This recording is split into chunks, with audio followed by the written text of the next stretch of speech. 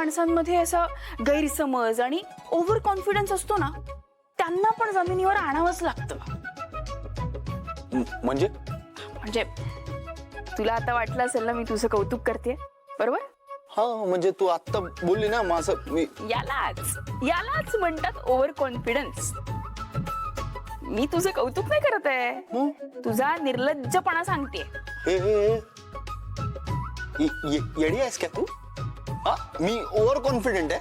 हा, मग तू बोलत असतो ना, मी हे केलं, मी ते केलं, माझं असं, माझं तसं, याला ओव्हर कॉन्फिडन्सच म्हणतात. शाने, ती तू आहेस. तुला वाटतं की सगळं जग चुकीचं आहे, मी एकटी बरोबर आहे. मी कॉन्फिडंट आहे. ठरव. मला माझ्या चुका मान्य असतात. तू ओव्हर कॉन्फिडंट. हे बोलता बोलता कुठे जातेस का? इकडे तू कुठे जातेस का? हे बघ, एक लक्षात ठेव, मला आहे ना कॉन्फिडन्स आणि ओव्हर कॉन्फिडन्स यातला फरक कळतो. कळलं का? मग अशी तर तुला बोलता येत नव्हतं. तू ना एक काम कर, अशीच भांडत राहा, म्हणजे जागा राहता येईल. बोल. बापरे, वेडा झालायस का? तुझ्याशी रात्रभर नाही बोलू शकत. मला दुसऱ्या दिवशी वेडांच्या हॉस्पिटलमध्ये नाही जायचंय. हो, बरं झालं नशीब तू आठवण करून दिली, नाही तो उद्या मला ते विपश्यना केंद्रात जावं लागलं असतं. मग इथून जा ना आता. Best idea. काय? जागा राहण्यासाठी एकच ऑप्शन आहे, एक मस्त फक्कड चहा. तुझ्या बेसिक मध्येच प्रॉब्लेम आहे ना. आता काय आलं? झोप उडवण्यासाठी चहा नाही कॉफी पितात. तू एका चहा प्रेमीला हे सांगतेस? हे बघ, असं मस्त आलं ठेचून चहा केला ना, झोपेची काय हिंमत आपल्यावर फिदा होण्याची. तू सायन्स काय, तू काहीच शिकला नसशील म्हणून मी तुला सांगते. कॉफीत ना एक कॅफीन असतं, ते ना मेंदूत साचलेल्या ॲडेनोसिन्सवर जाऊन बसतं.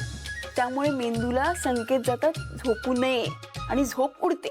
तू काय तर विराट सारखी बोलतेस. हे बघ, आपल्याला झोप उडवण्यासाठी चहा लागतो, सिंपल.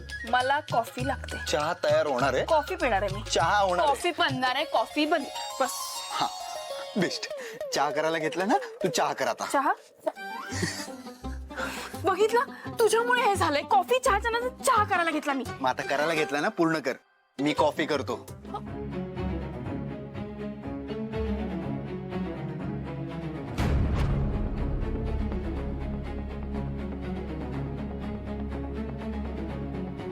पूजा झाली? दादा लवकर उठलेला दिसतोय, पूजा झाली म्हणजे.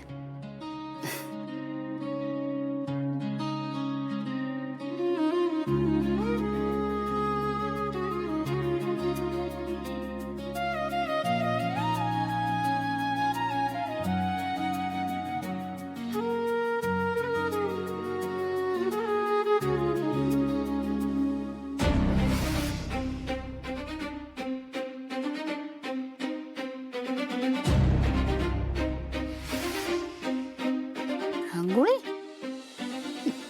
दादा तर काही रांगोळी काढणार नाही. कोणी केलं हे सगळं? सुप्रभात ताई साहेब. हा, पांडू, तुळशीची पूजा कोणी केली आणि रांगोळी? अहो, कुणी म्हणजे काय, आपल्या नवीन सुनबाई आहेत ना, त्यांनी केलं सकाळी सकाळी लवकर उठून. हो का? मी आलोच. हो.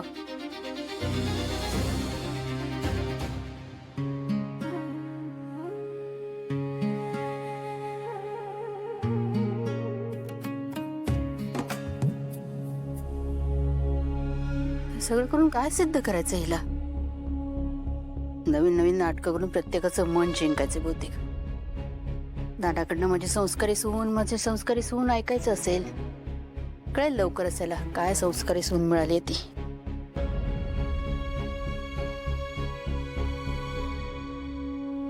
गुड मॉर्निंग आत्या. Good morning. नाश्ता तयार आहे आणि सगळ्यांना बोलवलं सुद्धा आहे. झाली पूजा? हो, सगळे एकत्रच नाश्त्याला बसूया. मी आता जे सगळ्यांबरोबर खोटं खोटं छान वागतेय, सगळ्या घरच्यांना जोडून आणायची धडपड करतेय, तीच धडपड आज कामी आली. हे काही मला सांगू नकोस. आधी सांग, काल रात्री तुमच्यात काय झालं? आहे, आमच्यात काही झालेलं नाहीये.